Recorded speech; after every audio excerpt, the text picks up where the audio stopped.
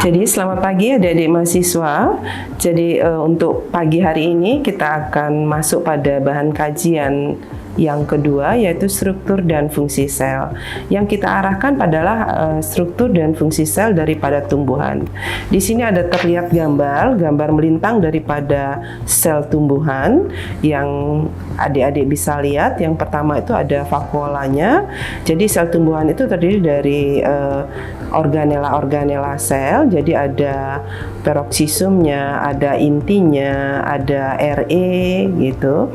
Jadi kita lanjut pada ini adalah gambar melintang daripada sel tumbuhan. Sebelumnya itu kita masuk pada pengertian sel. Jadi adik-adik udah tahu ya, sel itu pengertiannya adalah dia merupakan satuan hidup yang terkecil yang mampu melengkapi kehidupan kita. Jadi ahlinya itu adalah Sheldon dan Schwann. Dan ini harus diingat karena setiap mata kuliah, jadi yang terkait dengan fisiologi tumbuhan itu akan mengacu kepada sel dia. Selanjutnya, jadi sel itu ada dua. Jadi ada yang prokaryotik. Yang pro itu adalah apa yang adik-adik bisa tangkap dari prokaryotik? Pro itu adalah sebelumnya. Jadi sel yang belum mempunyai inti yang lengkap, itu yang kita sebut dengan prokaryotik.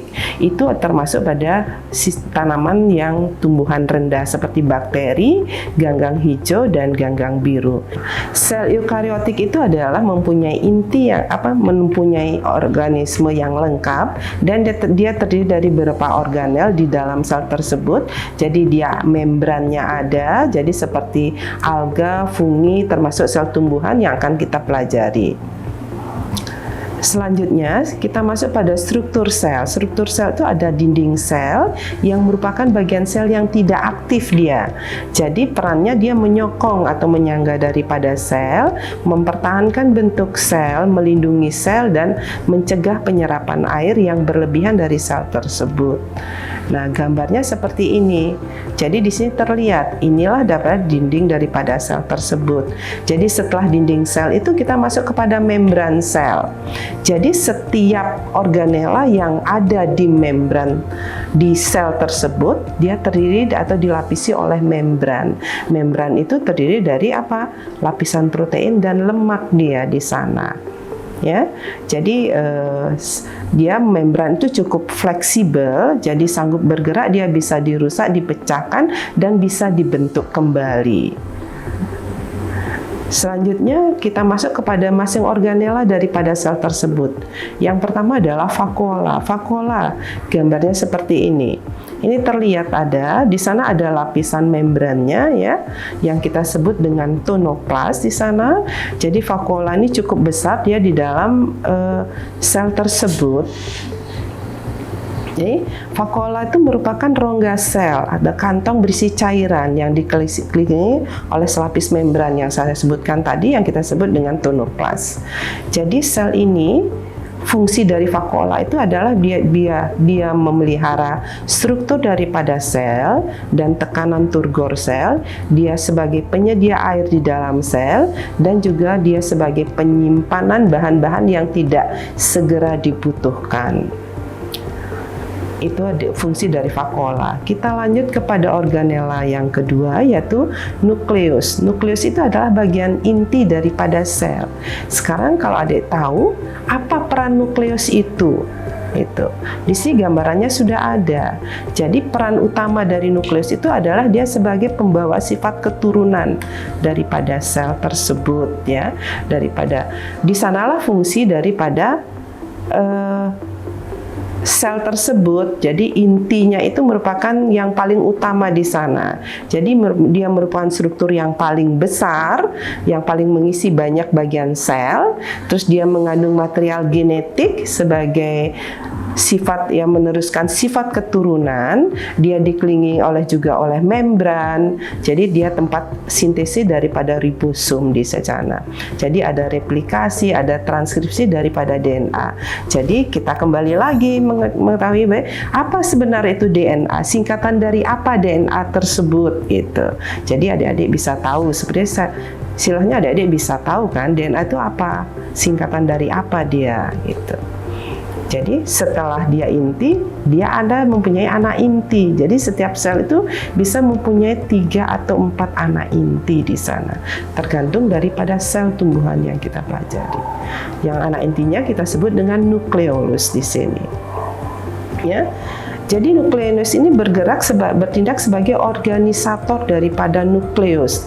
Dia berfungsi mensintesis berbagai macam molekul RNA. Jadi RNA disintesis, nanti dia akan menjadi DNA di sana. Jadi kan singkatan RNA itu apa? Jadi adik-adik sudah mengetahui, karena itu sudah dipelajari juga dari biokimia dia. Ya. Jadi kalau nukleolus ini hanya bisa dilihat dari mikroskop elektron. Jadi dia agak kecil sekali. Jadi dia berfungsinya sangat lumayan utama fungsinya. Dia penerus daripada sifat keturunan nantinya. Selanjutnya kita masuk kepada RE, retikulum endoplasma. Jadi kalau RE ini ada yang RE halus ya, smooth endoplasmic reticulum, dan RE yang kasar, rough endoplasmic reticulum. Ya, apa fungsinya daripada RE ini?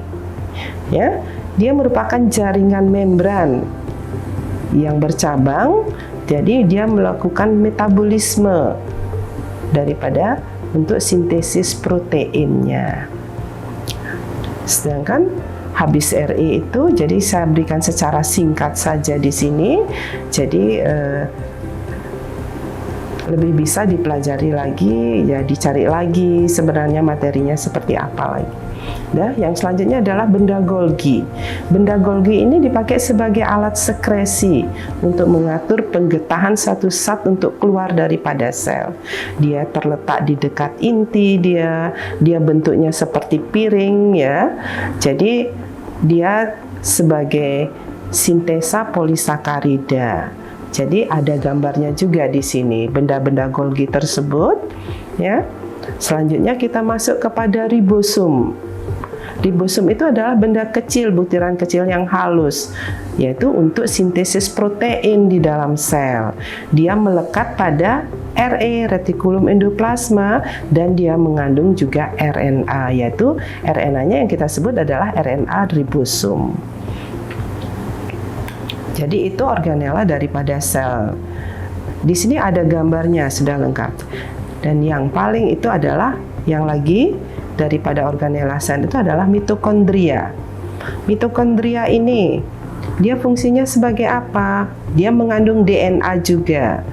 Jadi banyak sel aktif yang melakukan metabolisme, tetapi sedikit dalam sel yang mengalami penuaan atau istirahat. Jadi mitokondria ini memiliki dia membran ganda menyerupai lipatan-lipatan, yaitu seperti krista. Ini gambarnya seperti yang adik-adik lihat sendiri ya. Mitokondria seperti apa? Jadi ada membran gandanya, jadi di sana ada tempat sintesis DNA-nya juga gitu ya. Jadi di antara lipatan itu terdapat matriks dia. Dia mengandung enzim dan senyawa lain seperti protein dan asam nukleat. Jadi fungsi dari yang ada di mitokondria itu ada matrik dan ada krista. Jadi fungsi matriknya itu adalah untuk oksidasi asam lemak dan katabolisme asetil koenzim yang mengandung enzim untuk respirasi, ion-ion dan ribosom dan DNA mitokondria. Sedangkan krista itu akan berfungsi untuk memperluas permukaan mitokondria agar dia bisa menyerap oksigen lebih efektif, terus mengatur perpindahan enzim, bertanggung jawab terhadap perindahan molekul dan berenergi seperti ATP. Jadi ini ada berapa singkatan, seperti tadi ada DNA-nya, ada RNA, ada ATP sebagai sumber energi. Nah, yang masuk yang paling utama daripada sel tumbuhan itu adalah plastida, ya. Apa itu plastida? Dia di sini kita lihat sekarang.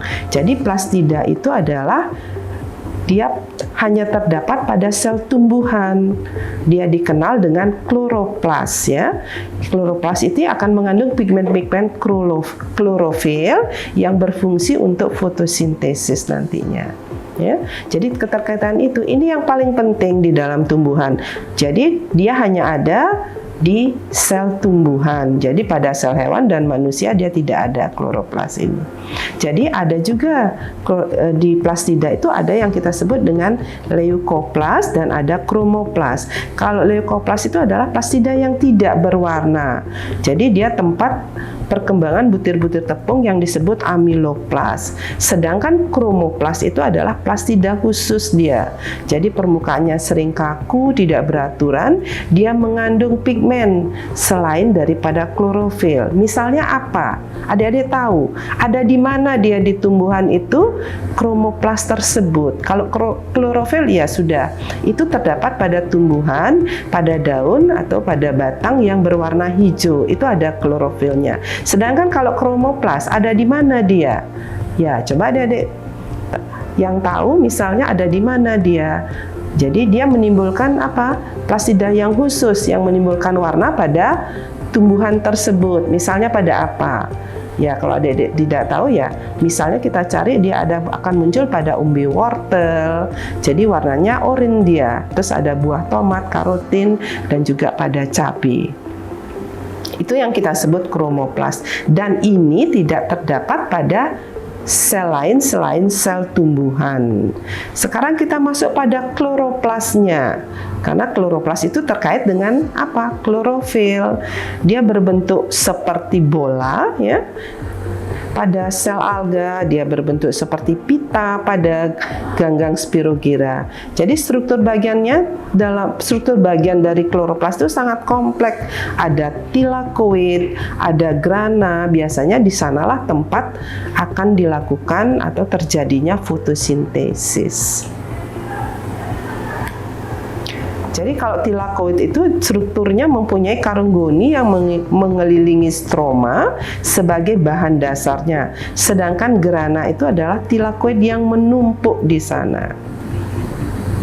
Nah, ya, selain itu, selain sel-sel atau organela sel yang terdapat di dalam sel tumbuhan itu, ada beberapa sel kecil gitu yang ada juga masuk sebagai organelanya, seperti misalnya glioxisum, ada peroxisum gitu. Kalau glioxisum itu dia ada pada biji-biji jarak, terus sedangkan yang peroxisumnya itu dia merupakan enzim pelengkap oksidasi glikolat gitu ya.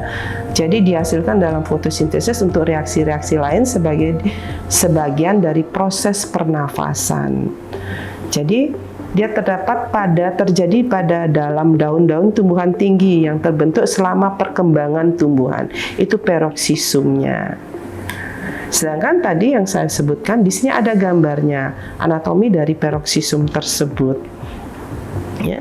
Nah, tadi yang di sel tumbuhan ada yang kita sebut dengan plastida. Kalau di sel hewan, dia kita sebut dengan lisosum. Jadi pada sel tumbuhan ada plastida, pada sel hewan ada lisosum. Jadi tidak ada plastida pada sel hewan. Ya, itu pembeda daripada sel hewan dan sel tumbuhan. Jadi yang terakhirnya itu yang ada organela sel pada tumbuhan yang primitif itu adalah kita sebut dengan sentrosoma, itu saja. Jadi mungkin itu yang bisa Ibu sampaikan untuk struktur dan fungsi selnya gitu ya. Kalau ada hal-hal yang perlu ditanyakan mungkin bisa dicantumkan atau di-chat di e-learning atau kita bisa diskusikan kembali. Mungkin demikian untuk struktur dan fungsi sel. Jadi kita berikan secara ringkas ya. Jadi ini adalah versi yang kita pelajari adalah hanya pada sel tumbuhan. Terima kasih. Jadi selamat pagi.